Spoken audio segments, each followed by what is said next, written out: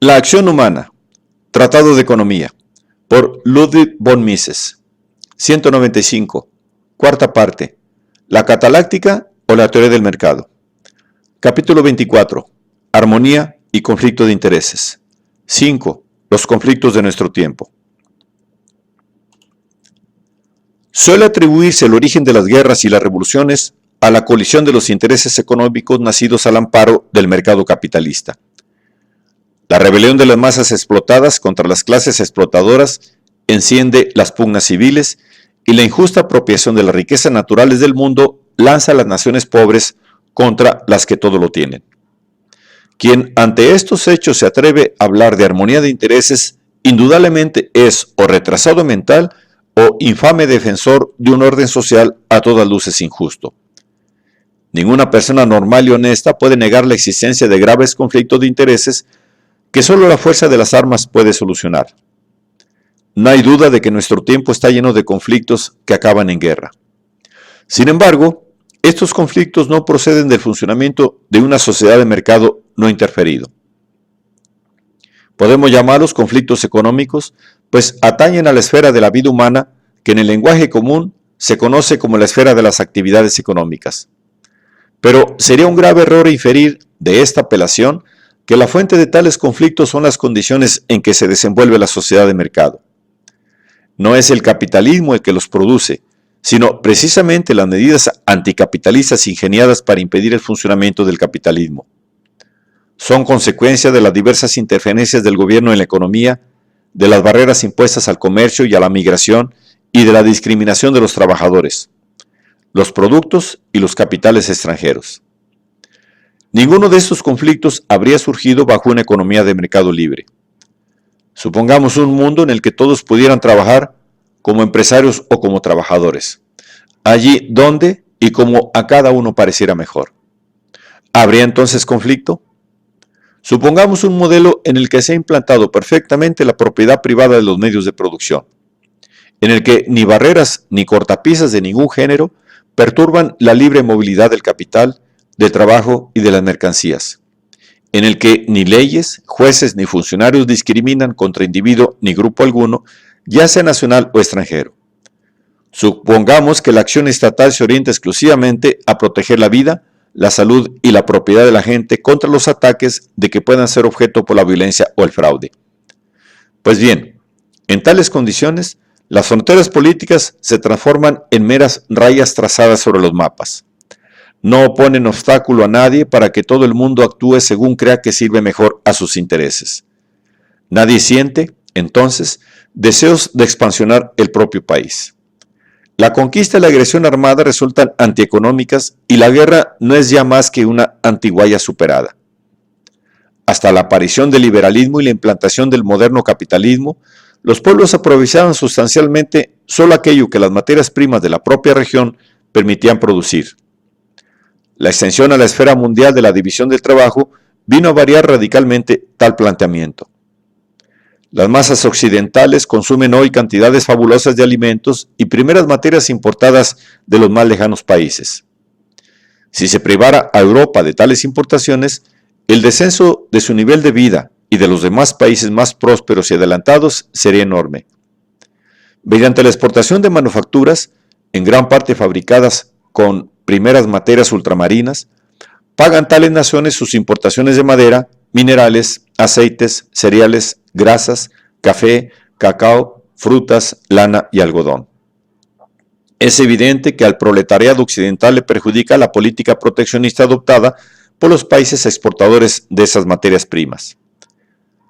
Poco podía importarle hace 200 años al ciudadano suizo o sueco el que un lejano país explotara torpemente sus recursos naturales. Por el contrario, el atraso económico de regiones con grandes riquezas naturales perjudica hoy a cuantos gozarían de un más elevado nivel de vida si tales factores fueran mejor aprovechados. El principio de la soberanía ilimitada de cada país, en un mundo donde triunfa incontestado el intervencionismo estatal, es una gravísima amenaza para todos los demás pueblos. Es dramático, desde luego, el antagonismo que se plantea entre las naciones ricas en recursos y aquellas otras pobres y maltratadas por la naturaleza. Pero esta colisión de intereses aparece exclusivamente porque los estados gozan hoy de poderes económicos que les permiten infligir un daño tremendo a terceros, empezando por los súbditos propios, impidiendo que la gente disfrute de bienes que hubieran tenido a su alcance si se hubieran explotado mejor los recursos. Lo grave y pernicioso, sin embargo, no es la soberanía per se, sino el otorgar poder soberano a gobernantes que tercamente se niegan a imponer y respetar las leyes de la economía de mercado. El liberalismo no pretende suprimir la soberanía nacional, lo cual, por otra parte, supondría desatar inacabables pugnas. Aspira solo a demostrar a la gente las ventajas de la libertad económica. Tan pronto como se aceptaran generalmente las ideas liberales y comprendieran las masas que el mercado libre es el sistema que mayor riqueza y bienestar puede proporcionarles, la soberanía política dejaría de ser una amenaza y un factor de guerra. No son pactos y tratados, tribunales internacionales, ni organismos como la difunta Sociedad de las Naciones o la actual ONU lo que precisa el mantenimiento de la paz. Tales artilugios, si universalmente se acepta la filosofía de la libertad económica, resultan innecesarios. En caso contrario, son totalmente inútiles. Solo un cambio radical de las ideologías imperantes permitirá implantar una paz duradera. Mientras la gente siga creyendo en el dogma de Montaigne y piense que solo a costa de los demás se puede prosperar económicamente, la paz no será nunca otra cosa que un periodo de preparación para la próxima guerra. El nacionalismo económico es incompatible con la paz duradera.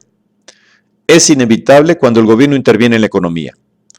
El dirigismo exige la implantación de medidas proteccionistas, pues el comercio libre, según es notorio, haría inalcanzables los objetivos que el intervencionista pretende conseguir. Vana ilusión es el creer que unas naciones permitirán pacíficamente que otras perjudiquen sus más vitales intereses. Supongamos que en el año 1600 hubiera existido una organización como las Naciones Unidas y que entre sus miembros se contaran los aborígenes pieles rojas de Norteamérica.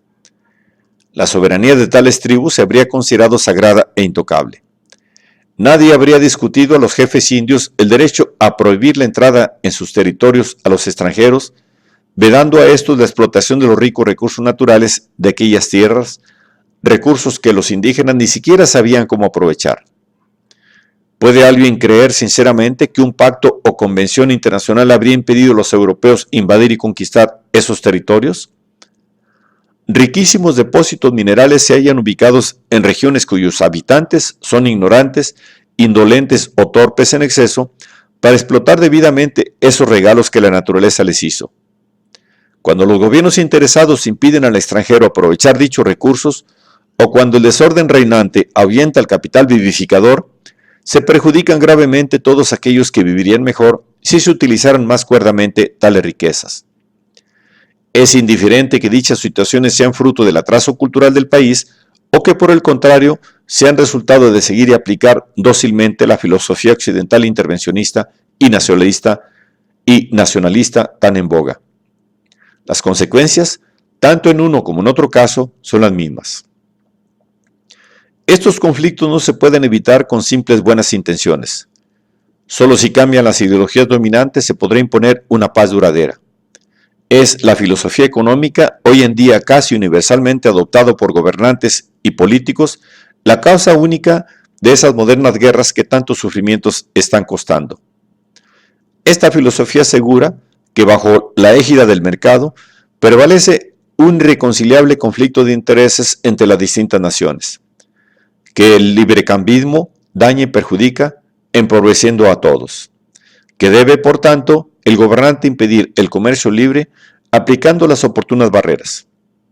Olvidemos de momento que el proteccionismo perjudica ante todo a la propia nación que lo aplica, ya que lo fundamental en este momento es advertir el grave daño que ese proteccionismo infiere a los demás. Es ilusorio suponer que los pueblos perjudicados por el proteccionismo ajeno tolerarán sumisamente tales quebrantos si creen que pueden suprimirlos por la fuerza. La filosofía proteccionista es una filosofía de guerra. El imperante belicismo coincide con las actuales ideas económicas. Las pugnas que nos afligen son la insoslayable consecuencia de las doctrinas prevalentes. La Liga de Naciones no fracasó a causa de una imperfecta organización, sino porque le faltó genuino espíritu liberal. Era una asociación de gobiernos dominados por el nacionalismo económico, ansiosos de hacerse mutuamente la más feroz guerra económica. Mientras los delegados peroraban en Ginebra recomendando buena voluntad entre los pueblos, todas las naciones ahí representadas se infligían unas a otras el mayor daño posible. Las 2 décadas que duró la Sociedad de Naciones se caracterizaron por la guerra económica más despiadada de todos contra todos. El proteccionismo arancelario de 1914 parece un juego de niños comparado con las medidas, tarifas prohibitivas, cupos para las importaciones, fijación de cambios, devaluaciones monetarias, acordadas por doquier durante los años 20 y 30 de nuestro siglo. Las perspectivas de las Naciones Unidas no son mejores, sino incluso peores. Todos los estados consideran la importación de mercancías, especialmente la de productos manufacturados, como la mayor de las calamidades. La política oficial de muchos gobiernos consiste en impedir el acceso al mercado interior de los productos extranjeros. La mayor parte de las naciones lucha hoy contra el fantasma de una balanza de pago desfavorable. No quieren los pueblos colaborar entre sí. Prefieren empobrecerse mutuamente arbitrando todo género de protecciones contra imaginarios peligros que en la cooperación internacional sospechan ver.